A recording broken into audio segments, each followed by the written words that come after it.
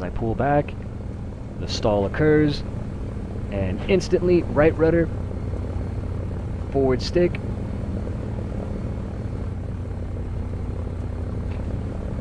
and a bit of right aileron there, kick the rudder's neutral, and pull back nice and gently on the stick.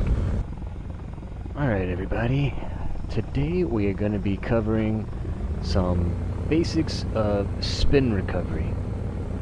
Now, this is something that plagues a lot of new people within Sim due to the lack of instructor. When they're, transferring from realistic mode or arcade mode into Sim, the lack of instructor can be a really big inhibitor for them as they become fully responsible for stall recovery and rudder control, and there's no instructor there to push on your controls one way or another in order to help stave off, such issues.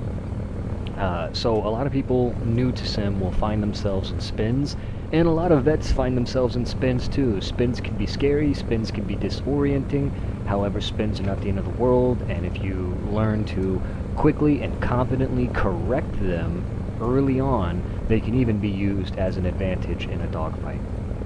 So what we're going to do is we're going to take this FW190 up to a safe altitude, because the start of any spin recovery is going to be altitude. If you are stalling, if you are spinning, and you are plummeting to the ground, you are going to be running out of altitude, and your amount of altitude that you possess is the amount of time that you have to fix the issue, because in order to restore balance to the aircraft, you're going to have to sacrifice altitude in order to restore laminar flow of air across your lifting bodies, your wings and your empennage.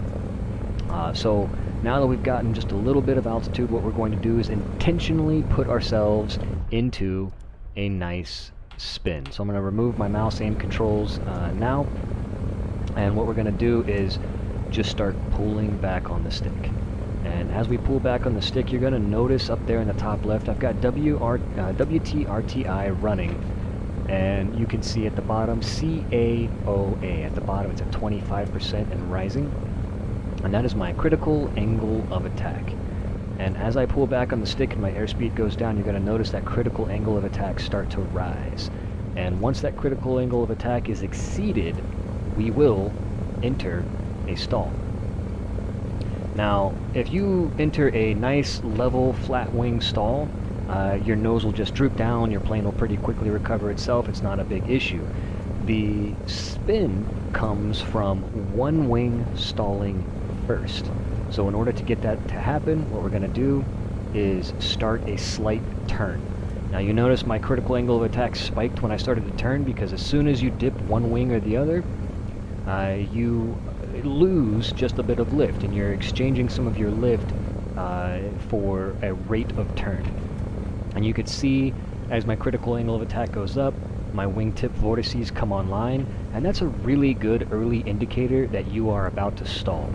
And if you're in a turn like I am right now, not only are you going to stall, but you're going to spin. The reason you're going to spin is because your low wing, this wing here, is going to continue lifting, and that wing is going to lose lift first. So let's go ahead and see that now. I'm going to pull back on the stick. You see the critical angle of attack spiking and spiking, and as I pull back on the stick more and more, I'm going to take my feet off the pedal so we have, because I'm like instinctively, there we go. Now we are in a spin stall. So what do? Alright, so we're spinning anti-clockwise. What we're going to do is just leave our ailerons neutral, and we're just going to start pushing right rudder. Just a nice right rudder there all the way, and then we're going to start pushing the stick forward. And as we push the stick forward, our nose is going to come down.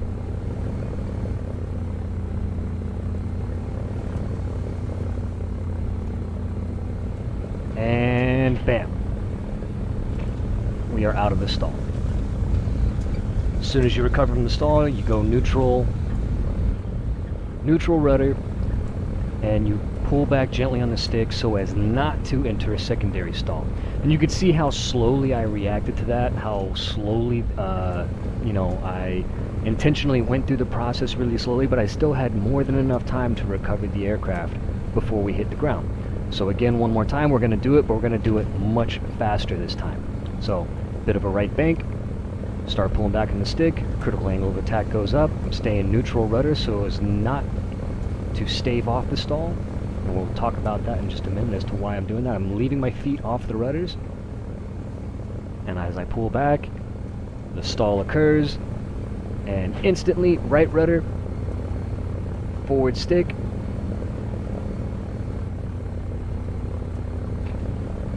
and a bit of right aileron there, kick the rudders neutral, and pull back nice and gently on the stick. The reason we're pulling back gently on the stick is because aggressive pulls on the stick are what get you into stalls. Alright, so we talked a little bit about me being in this right turn and having to physically take my feet off of the pedals in order to prevent my muscle memory from naturally fighting the uncoordinated aircraft and preventing the stall. And I said I'd talk about that a little bit more later on, so now is later on. So when we enter this right-hand turn, we get our wingtip vortices, we start pulling back a little aggressively on the stick. We know that wing there on the right side and a right turn is going to continue producing lift.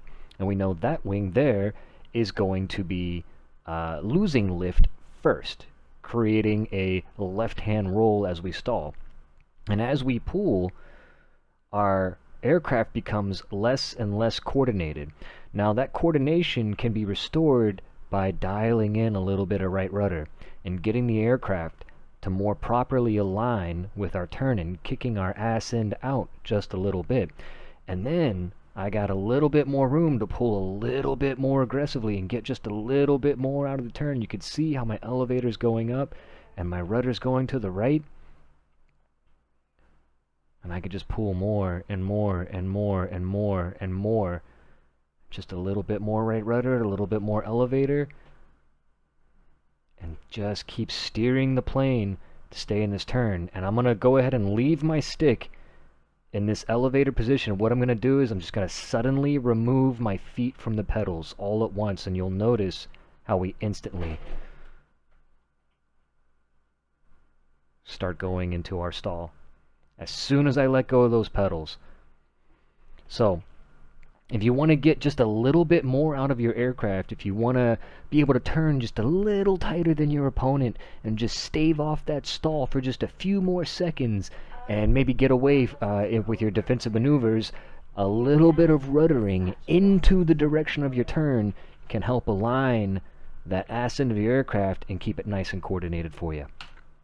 Alright, so one more fun thing that you can do if you find yourself in a nasty little spin that you don't seem to be able to get out of and you're inside of a multi-engine aircraft and you have access to mech or manual engine controls, is you can supplement the rudder's action of helping to correct the spin by using asymmetric thrust, because that's what we're trying to do in order to get out of the spin, is induce opposite yaw in order to restore balance to the aircraft.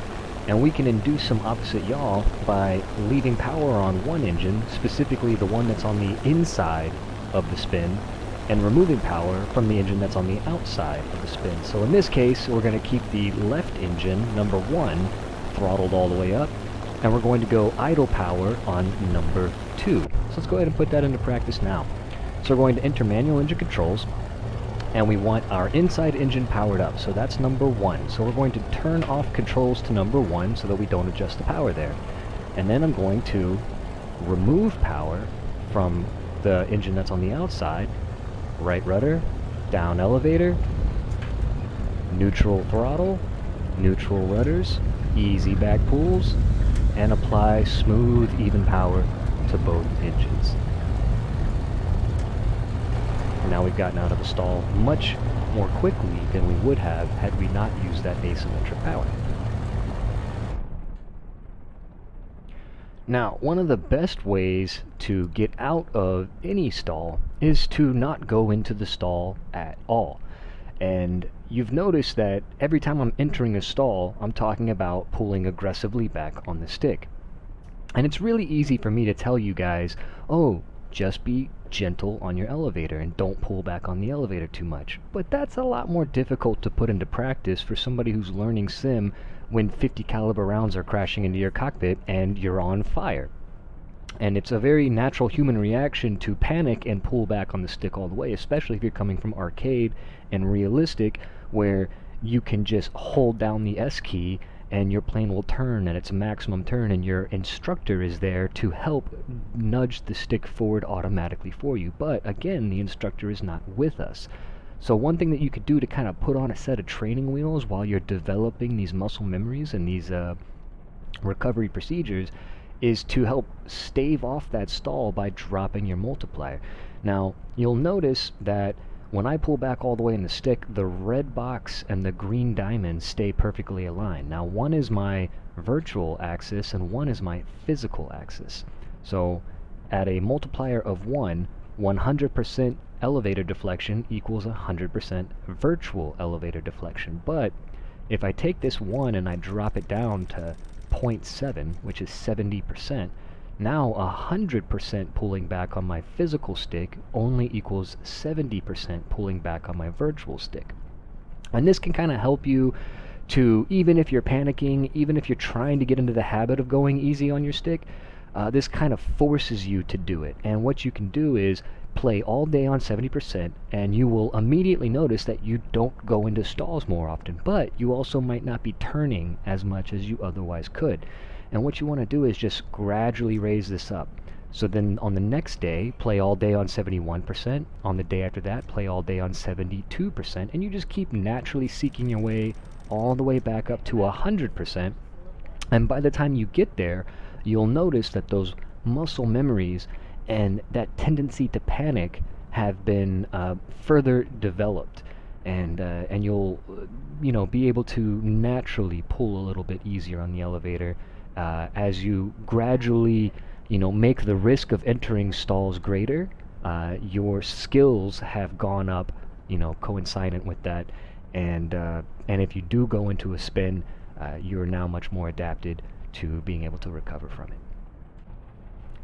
So anyway, I hope that helps. I hope that kind of helps to demystify the whole stalling thing and how to get into a spin, how to get out of a spin, and how to prevent it from happening to begin with.